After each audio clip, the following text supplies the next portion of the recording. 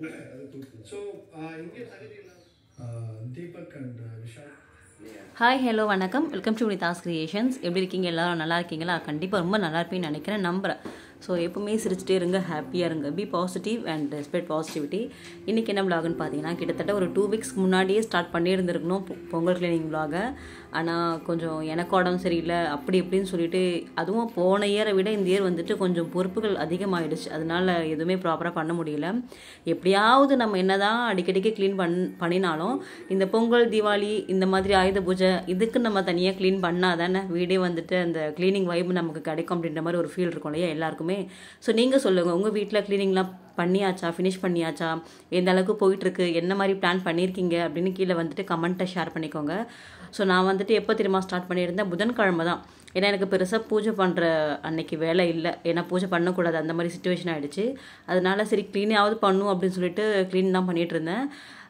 Dust பண்ணிவிட்டு அதுக்கப்புறம் சும்மா லைட்டாக வந்துட்டு நம்ம பண்ணிக்கலாம், ரொம்ப இழுத்து போட்டுலாம் செய்ய தேவையில்லை அப்படின்ற மாதிரி தான் நான் பிளான் பண்ணிகிட்டு இருந்தேன்.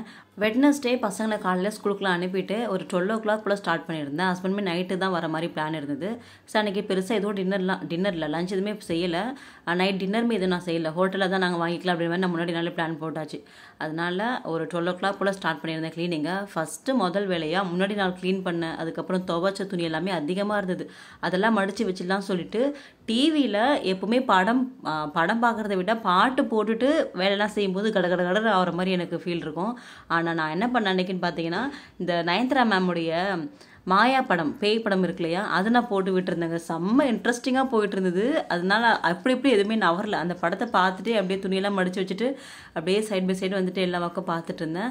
காய வச்ச துணி எல்லாமே மடித்து வச்சாச்சு. அதுக்கப்புறம் இருந்த பாதி ட்ரெஸ்ஸு, பசங்க கழட்டி போட்ட ட்ரெஸ்ஸு, அதுக்கப்புறம் ஒரு 2 டேஸ்க்கு சேர்ந்தப்பறம் ட்ரெஸ் இருந்தது, அதெல்லாமே ஒரு லோடு போட்டுட்டு இன்னும் வந்துட்டு பெட் கவர்லாம் இருக்குது, அதெல்லாம் எடுத்து துவைக்கணும். இந்த லோட் முடிஞ்சதும் அதை வந்துட்டு லோட் பண்ணணும். இது துணி வந்துட்டு ரொட்டேஷனாக ஆகும்போது தான் கொஞ்சம் கடுப்பாக இருக்கும். ஏன்னா நம்ம துணி அழுக்கில் போடுறதும், காய வைக்கிறதும், எடுத்து மடித்து வைக்கிறதும், மறுபடியும் எடுத்து போடுறதும், இந்த மாதிரி வந்துட்டு ரொட்டேஷனில் போகும்போது கொஞ்சம் கடுப்பாக இருக்கும்.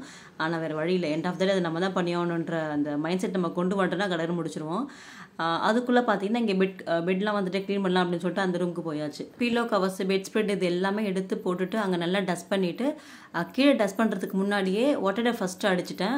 ஒட்டடை அடிக்கணும். அதுக்கப்புறம் இங்கே பிவிசி கபோர்ட் இருக்குது நம்ம வீட்டில் நிறைய. இந்த ரூமில் அதுக்கப்புறம் 2 பெட்ரூம் இருக்குது. ஒரு ரூமில் வந்துட்டு கபோர்ட் மாதிரி இருக்கு இல்லையா, பிவிசி டோர்ஸ், அந்த ரூமை தான் நம்ம வந்துட்டு பிஸ்னஸ் ஏரியா, அதுக்கப்புறம் பூஜை ரூம் மாதிரி நம்ம கன்வெர்ட் பண்ணியாச்சு. இது வந்துட்டு மாஸ்டர் பெட்ரூம். இந்த ரூமில் இருக்கக்கூடிய பிவிசி டோர், அதுக்கப்புறம் மேலே வந்துட்டு கபோர்ட் இருக்குது. அதெல்லாம் எடுத்து துடைக்கணும். அதெல்லாம் துடைச்சோம் அப்படின்னா ஒரு நாள் பத்தவே பத்தாது, 2-3 நாள் ஆகும். பிரித்து தான் செய்யணும். ஸோ நம்மளால் முடிகிற அளவுக்கு கொஞ்சம் கொஞ்சம் வேலைகள் செய்யலாம் அப்படின்னு சொல்லிட்டு தான் நான் வந்துட்டு இருக்கிறத மட்டும் பண்ணிகிட்ருக்கேன். விண்டோஸை வந்துட்டு நல்லா அதை ஓப்பன் பண்ணிவிட்டு, அதுக்கப்புறம் இருந்த அங்கே டஸ்ட் எல்லாமே தட்டிட்டு, பாயெல்லாம் நல்லா தட்டி உதறி வந்துட்டு அங்கே போட்டாச்சு. அதுக்கப்புறம் மேலே ஃபுல்லாக ஓட்டை அடிச்சுட்டு, அப்போ டைம் 4 தான் ஆயிருந்தது. பட் உங்களுக்கு பாருங்கள், வெளியில் நல்லா இருட்டிடுச்சு, மழை வர மாதிரி நல்லா இருட்டிடுச்சு. அதுக்கப்புறம் மறுபடியும் வெளிச்சம் வந்துடுச்சு. அங்கே அந்த விண்டோஸ் எல்லாமே நல்லா தொடப்பத்தை வச்சு டஸ்ட்லாம் பண்ணிவிட்டு, பின்னாடி விண்டோஸ்க்கு பின்னாடி கண்ணாடி இருக்கக்கூடிய டஸ்ட் எல்லாமே நல்லா தட்டிட்டு, அதுக்கப்புறம் அந்த ரூமில் ஃபுல்லாக டஸ்ட்லாம் பண்ணிவிட்டு, ஃபேனில் இருக்கக்கூடிய டஸ்ட்லாம் தொடச்சாச்சு. அந்த ஒரு தொடப்பத்தை வச்சு ஃபுல்லாக டஸ்ட் பண்ணிட்டேன். அவங்க சொல்லிட்டு போனாங்க, எந்த க்ளீனிங்கில் எதுவும் பண்ணாத, ரெஸ்ட்டு, அதுக்கப்புறம் பார்த்துக்கலாம், பொங்கலுக்கு க்ளீன் பண்ணியே ஆகணும், அவசியம்லாம் ஒன்றும் கிடையாது அப்படின்ற மாதிரி சொல்லிட்டு இருந்தாங்க. இருந்தாலும் நமக்கு கொஞ்சம் க்ளீன் பண்ணால் தான் நல்லாயிருக்கும், பொங்கல் செலிப்ரேட்லாம் பண்ணும்போது கொஞ்சம் நல்லாயிருக்கும் அப்படின்ற மாதிரி நான் தான் எடுத்து பண்ணிட்டு இருந்தேன். வீடு க்ளீனிங்லாம் நமக்கு பார்ப்பட்டாக செஞ்சால் தானே வேலை ஓடும். பட் நமக்கு ஒரு ஃபீல் என்னென்னா, எனக்கு நான் சொல்கிறது, டஸ்ட் பண்ணி உடனே அடித்து வீடு நல்லா பெருக்கி தொடச்சி மாப் பண்ணி விட்டாலே வீடு வந்து நல்லா ரெஃப்ரெஷ் ஆகும் அப்படின்ற மாதிரி எனக்கு ஒரு ஃபீல் இருக்குது. அதனால் மோஸ்ட்லி பெருக்கும் போதே நம்ம அங்கங்கே வந்துட்டு இருக்கிற நம்ம கண் முன்னாடி பார்ப்போம் இல்லையா, அப்போ உடனே வந்து நம்ம தட்டி விட்டுக்கலாம். ஸோ மெயினாக எனக்கு வந்துட்டு இங்கே ஃபுல்லாக ஓப்பன் பிளேசஸ், பெட்ரூம்லேயும் சரி, அந்த ரூம்லேயும் சரி, ஹால்லேயும் சரி, கிச்சனும் சரி, ஃபுல்லாக ஓப்பனாக இருக்கிறதுனால நிறைய டஸ்ட் என்ன தான் பண்ணினாலும் டஸ்ட்டு சேர்ந்துட்டே இருக்கும். நம்ம அடிக்கடிக்கு உடனே அடிக்கிற மாதிரியே தான் இருக்கும். ஒரு சைடு வீடு நல்ல காற்றோட்டமாக வெளிச்சமாக இருக்குது அப்படின்ற மாதிரி ஒரு ஃபீல் இருந்தாலும், இன்னொரு சைடு டக்குன்னு குப்பையோ இல்லை டக்குன்னு ஏதாவது டஸ்ட்டை வந்துட்டு சீக்கிரம் படிஞ்சிடும், அந்த மாதிரி ஒரு ஃபீல் இருக்கும். ஃபீல்லாம் இல்லைங்க, அந்த மாதிரி தான் டக்கு டக்குன்னு எல்லாமே ஆகிடும். நம்ம வந்துட்டு எப்பவும் போல் அந்த ரொட்டீனை நம்ம விடாமல் பண்ணிகிட்டே இருக்கும்போது தான் நமக்கு மற்ற வேலைகளை நம்ம என்ன தான் கான்சன்ட்ரேட் பண்ணினாலும் வீடும் கொஞ்சம் நல்லா நீட்டாக இருக்கிற மாதிரி இருக்கும். எனக்கு பார்த்திங்கன்னா எங்கள் அம்மா வருவாங்க, வீக்லி ஒன்ஸ் அம்மா வந்துட்டு எல்லாமே கம்ப்ளீட்டாக பண்ணி கொடுத்துட்டு போவாங்க. எங்கள் அம்மா வந்தாலே நான் வந்துட்டு அன்றைக்கி ஃபுல்லாக ஃப்ரீயாக தான் இருப்பேன். அது என்னவோ தெரியல, எங்கள் அம்மா தானே நான் வேலையே செய்ய மாட்டேன். ஃபுல்லாக நான் மாட்டு டீ போட்டு கொடுத்துட்டே இருப்பாங்க, சாப்பாடு செஞ்சுட்டு கொடுத்துட்டே இருப்பாங்க. அதை சாப்பிட்டு டீயை குடிச்சிட்டு அப்படியே தான் இருப்பேன். எங்கள் அம்மா எல்லா வேலையும் பண்ணி கொடுத்துட்டு போவாங்க. சமையல்லேருந்து காரக்குழம்பு ஏதாவது வச்சு கொடுத்துட்டா ஒரு 2 டேஸ்க்கு அது வந்துட்டு அப்படியே இருக்கும். அந்த மாதிரி அவங்க இல்லாத போது நம்ம தானே பண்ணி ஆகணும் அப்படின்ற மாதிரி ஆகும்.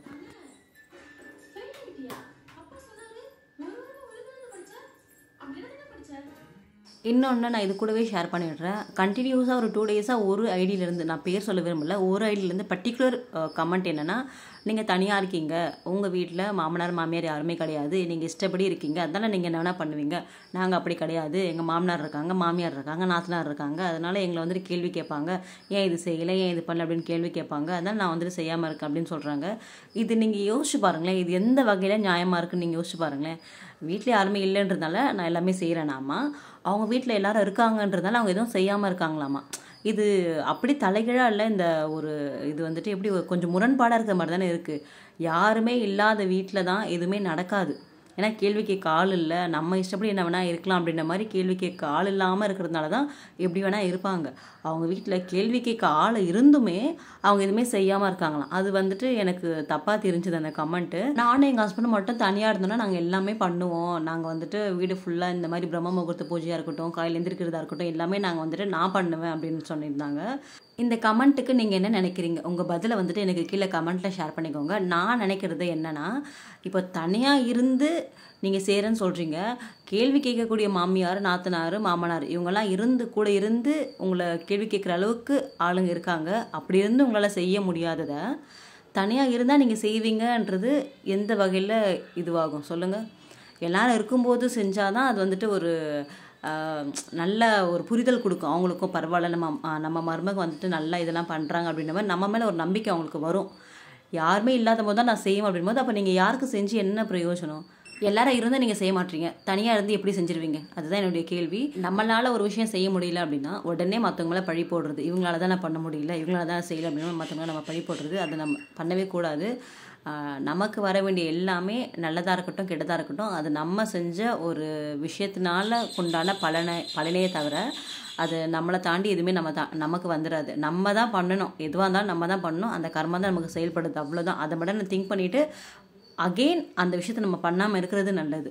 இன்னொன்று, இப்போ ரொம்ப ஜாயின்ட் ஃபேமிலியாக இருக்கீங்க, வீட்டில் வந்துட்டு நிறைய சொந்த பந்தங்கள் இருக்காங்க, ஒரே குடும்பமாக இருக்கீங்க அப்படின்னா நீங்கள் அங்கே தனியாக தெரியணும். உங்களை வந்துட்டு நம்ம அது மாதிரி நம்மளை யாராவது நல்லவங்கள நினைக்கணும், நம்ம அப்படி இருக்கக்கூடாது. பட் சில விஷயங்கள், சில லைஃப் ஸ்டைல் நீங்கள் உங்கள் வாழ்க்கையில் கொண்டு போகும்போது அது உங்கள் மேலே இருக்கக்கூடிய பார்வை மற்றவங்க வந்துட்டு நல்ல விதமாக பார்ப்பாங்க. ஆஹா சூப்பராக இருக்கே அப்படின்ற மாதிரி நம்மளை வந்துட்டு அவங்க ஒரு நல்ல விதமாக நினைக்கணும்னா நீங்கள் சில விஷயங்கள் மாற்றி தான் ஆகணும். உங்கள் லைஃப் ஸ்டைலை வந்துட்டு சில விதமாக நீங்கள் மாற்றணும். சீக்கிரம் எந்திரிக்கிறோம், மெயினாக எந்த டிப்ஸ் வந்து நம்ம ஃபாலோ பண்ணினாலும், எந்த வழி நம்ம ஃபாலோ பண்ணினாலும் சீக்கிரம் எந்திரிக்கிறது வந்துட்டு பெரிய பெரிய பெரிய டிப்ஸ். அது சீக்கிரம் எந்திரிக்கணும், விளக்கேற்றணும். உங்கள் அந்த லைஃப் ஸ்டைலுக்கு ஏற்ற மாதிரி நீங்கள் வந்துட்டு கொண்டு போனீங்கன்னா உங்களை எல்லாருக்குமே பிடிக்கும். யாருக்கு பிடிக்குதோ இல்லையோங்க, நம்ம கணவருக்கு நம்மளை பிடிக்கும் இந்த மாதிரி இருக்கிறது. ஸோ அவருக்காவது நம்ம வந்துட்டு சில விஷயங்கள் நம்ம மாற்றி பண்ணி தானே ஆகணும். நம்ம இந்த ஜென்மத்தில் நம்ம லைஃப் வந்துட்டு அவங்கக்கிட்ட தான் ஆயிடுச்சு. ஸோ அப்படி இருக்கும்போது நம்ம அவங்களுக்காக தான் ஒன்று நம்ம செய்கிற மாதிரி இருக்கும். மற்றவங்கள மாதிரி நான் கிடையாது, நம்மளை மாதிரி மற்றவங்க கிடையாது. எனக்கு ஒரு லைஃப் ஸ்டைல் அப்படின்னா உங்களுக்கு ஒரு லைஃப் ஸ்டைல், எனக்கு இதுதான் அப்படின்ற மாதிரி இருக்குன்னா எனக்கு இதுதான், நான் அதுதான் அடாப்ட் பண்ணி எனக்கு என்ன பண்ண முடியுமோ நான் அதெல்லாம் வந்துட்டு பண்ணிகிட்ருக்கேன். என்னால் ஃப்ரீயாக இருக்க முடியும், பட் நான் இருக்க மாட்டேன்னா எனக்கு அந்த மாதிரி இருக்கிறது பிடிக்காது, எனக்கு இந்த மாதிரி இருக்கிறது தான் பிடிக்கும். எப்படி வேணால் வாழ்கிறது வாழ்க்கை கிடையாது, இப்படி தான் வாழணும், இப்படி தான் இருக்கணும் அப்படின்ற மாதிரி நான் வந்துட்டு எனக்குள்ளே சில வரைமுறைகள் வந்துட்டு நான் வச்சிருக்கிறது. அதனால் நான் இப்படி கொண்டு போகிறது. ஸோ உங்கள் வாழ்க்கை இப்படி, நீங்கள் எப்படி இருக்கீங்க, உங்களுக்கு என்ன சிஸ்டர், நீங்கள் நல்லா பெரிய வீடாக இருக்கீங்க, உங்களுக்கு என்ன வேணால் கிடச்சிருக்கு, உங்கள் ஹஸ்பண்ட் வந்துட்டு உங்களை எந்த இதுவும் அதெல்லாம் நம்ம பேசக்கூடாது. அதெல்லாம் வந்துட்டு அவங்கவுங்களுக்கு கிடச்ச கடவுள் கொடுத்த ஒரு இது. உங்களுக்கும் நல்லதாக தான் கொடுத்துருக்காரு. பட் உங்ககிட்ட இருக்கிறத நீங்கள் வந்துட்டு தேங்க் பண்ண மாட்டேங்கிறீங்க. என்ன உங்களுக்கு கிடச்சிருக்கோ அதை ஃபஸ்ட்டு நீங்கள் தேங்க் பண்ணுங்கள். நீங்கள் தேங்க் பண்ண உங்களுக்கு வந்துட்டு அது ரெட்டிப்பாகும். நீங்கள் கேட்ட கேள்விக்கு இதுதான் என்னுடைய பதிலாக இருக்குங்க. ஸோ இதுக்கு மேலே எனக்கு எப்படி சொல்கிறதுன்னு தெரியல. உங்களுக்கு இதுக்கு ஏதாவது ஒரு ஆன்சர் தெரிஞ்சால் எனக்கு கீழே கமெண்ட்டில் ஷேர் பண்ணிக்கோங்க. ஸோ அன்றைக்கி வந்துட்டு நைட்டு க்ளீன் பண்ணிவிட்டு நைட் டின்னர் செய்யலன்னு சொன்னேன் இல்லையா, அத்தம் வாங்கிட்டு வந்திருந்தாங்க. எனக்கு இந்த அத்தம் வந்துட்டு ரொம்ப பிடிக்குங்க. என்ன தான் வெயிட் லாஸ்லாம் இருந்தாலும் இந்த அத்தம் வாங்கிட்டு வந்து கொடுத்தாங்கன்னா வெயிட் லாஸ் வந்து மண்ணாக வந்துச்சு போ அப்படின்ட்டு அத்தம் சாப்பிட ஆரம்பிச்சிருவேன். ஸோ நான் பசங்க எல்லாருமே அத்தம் தான் சாப்பிட்டுட்டு இருந்தோம். அப்புறம் பசங்க அவங்கெல்லாம் போய் தூங்கிட்டாங்க. அதுக்கப்புறம் நைட்டு ஷிஃப்ட்டு போட்டு நான் வந்துட்டு எல்லாமே க்ளீன் பண்ணிகிட்டு இருந்தேன். ஏன்னா தொட்டாச்சு, ஸ்டார்ட் பண்ணியாச்சு, எல்லாத்தையும் ஒட்டுக்கா எல்லாத்தையும் முடிச்சிடும் அப்படின்னு சொல்லிட்டு இந்த பிக் பாஸில் வந்துட்டு இதுதான் கொஞ்சம் இன்ட்ரெஸ்டிங்காக இருக்கும். பாட்டு போட்டுட்டு பண்ணால் கூட ஓரளவுக்கு கொஞ்சம் ஒரு மாதிரி ஒரு கட்டத்தில் சோம்பேறித்தனம் வந்துடும். பிக் பாஸ் வந்துட்டு பார்க்காத எபிசோடாக போட்டு வச்சுட்டு அதுக்கப்புறம் அதை பார்த்துட்டு அப்படியே பண்ணிட்டு இருந்தேன்னா கொஞ்சம் ஆக்டிவாக இருக்கும் அப்படின்னு சொல்லிட்டு அதுதான் பண்ணிட்டு இருந்தேன். ஸோ கிச்சனு, ஹாலு, பெட்ரூம் இங்கே எல்லாம் உடனே அடிச்சாச்சு. அதுக்கப்புறம் இங்கே ஹாலில் இருக்கக்கூடிய சோஃபாலாம் நல்லா உதவி தட்டி அதெல்லாம் க்ளீன் பண்ணிவிட்டு டிவிலாம் ஃபுல்லாக க்ளீன் பண்ணிவிட்டு இந்த சைடில் இருக்கக்கூடிய ஷெல்ஃப் இருக்கு இல்லையா, இந்த ஷெல்ஃப் ரெண்டுமே பார்த்தீங்கன்னா நான் ஃப்ளிப்கார்ட்டில் ஆர்டர் பண்ணி வாங்கியிருந்தேங்க. நமக்கு எல்லாமே பீசஸாக வரும். இந்த மாதிரி கார்னர் ஷெல்ஃபு, அதுக்கப்புறம் இந்த வால்லே ஃபிக்ஸ் பண்ணுற மாதிரி ஷெல்ஃப் இதெல்லாமே நமக்கு இருக்குது. ஃப்ளிப்கார்ட்டில் நான் இந்த மாதிரி ஐட்டம் நிறைய வாங்கியிருக்கேன். நல்ல ஒர்த்து, எல்லாமே நல்லா குவாலிட்டியாக நல்லா ஒர்த்தாக இருக்கும். நான் டி நகர் வீட்டில் வந்துட்டு ஒரு ஷெல்ஃப் ஒன்று மாட்டியிருந்தேன், இதே மாதிரி ஃப்ளிப்கார்ட்டில் வாங்கினது தான். அது இன்னுமே இருக்குது. அங்கே இருக்கிறவங்க அதை யூஸ் பண்ணிட்டுருக்காங்க. அது நல்லா உழைக்குது, நல்லாயிருக்கும். ஃப்ளிப்கார்ட்டில் இந்த மாதிரி உட்டன் ஐட்டம் நம்ம வாங்கும்போது. ஸோ இந்த மாதிரி வாங்கி நாங்கள் இந்த கார்னர் ஷெல்ஃப் வந்துட்டு கொஞ்சம் இந்த வாலுக்கும் ஹாலுக்கும் வந்துட்டு கொஞ்சம் கான்ட்ராஸ்ட்டாக தெரியணும் அப்படின்னு சொல்லிட்டு இந்த மாதிரி நான் வந்துட்டு மெரூன் கலரில் வாங்கி அட்டாச் பண்ணியிருக்கேன். இதுவுமே அதுதான் ஃப்ளிப்கார்ட்டில் வாங்கினது தான். ஸோ நிறைய பேர் கேட்டிங்க, நான் லிங்க் இருந்தால் கீழே டிஸ்கிரிப்ஷனில் கொடுக்குறேன் உங்களுக்கு. அதை வாங்கி வாலில் ஃபிக்ஸ் பண்ணிட்டோம் அப்படின்னா பார்க்க கொஞ்சம் அழகாக இருக்கும். அதில் வந்து டெக்கரேட்டிவ் ஐட்டம்லாம் வைக்கும்போது ப்ளைனாக இருக்காது, ஹால் வந்துட்டு கொஞ்சம் ப்ளைனாக இருக்காது, பார்க்க நல்லா நீட்டாக அழகாக இருக்க மாதிரி இருக்கும்.